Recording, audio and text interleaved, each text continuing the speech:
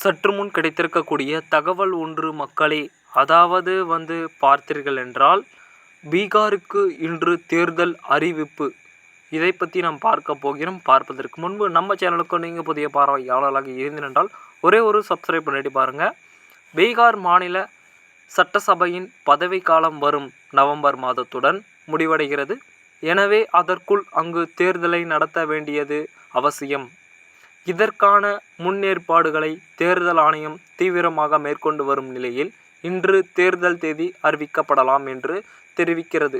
இன்று மாலை செய்தியாளர்களை தேர்தலை ஆணையத்தில் சந்தித்து பேசியிருந்த ஒரு புறம் இருந்தாலும், அப்பொழுது தேர்தல் தேதியை குறித்து அறிவிப்பு வெளியாகும் என தெரிவிக்கப்பட்டுள்ளது.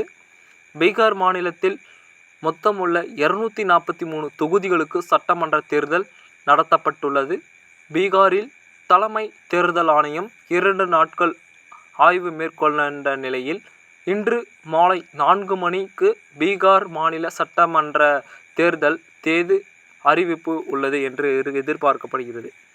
அதாவது என்னவென்று பார்த்தால், இன்றைய தினமான ஒரு விஷயமாக இருக்கும் ஒரு சூழலுக்கு இன்றைக்கி பார்த்திங்கன்னா 4 மணிக்கு பீகாரில் மாநில சட்டமன்ற தேர்தல் தேதியை அறிவித்திருக்கிறார்கள் என்று எதிர்பார்க்கப்படுகிறது.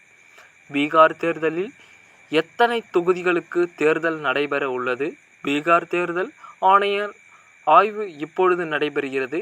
பீகார் தேர்தலில் ஆதார் குறித்து அறிவிப்புகளை என்ன மாதிரியான விஷயங்கள் இருக்கும் என்று எதிர்பார்க்கப்படுகிறது. பீகார் தேர்தலில் எத்தனை நாட்களுக்குள் தேர்தல் நடத்தப்பட வேண்டும் என்று எதிர்பார்க்கப்படுகிறது. அதாவது குழப்பம் மேல் குழப்பமாக இருந்து கொண்டிருக்கும் இந்த சூழலுக்கு பீகார் மாநிலத்தில் சட்டசபையின் பதவிக்காலம் வரும் நவம்பர் மாதத்துடன் முடிக்கு வருகிறது என்று எதிர்பார்க்கப்படுகிறது. எனவே அதற்குள்ளே அங்கே தேர்தலை நடத்த வேண்டியது ரொம்ப அவசியம் என்று எதிர்பார்க்கப்படுகிறது.